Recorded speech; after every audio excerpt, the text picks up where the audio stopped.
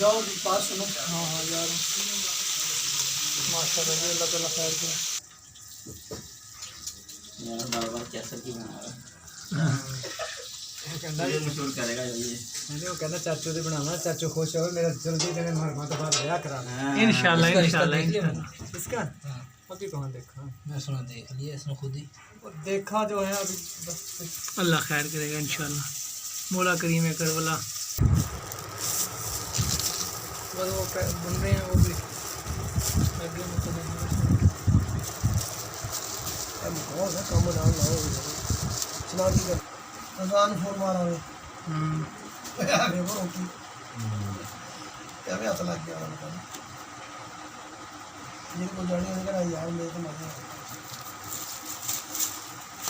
यार तो मजे अपने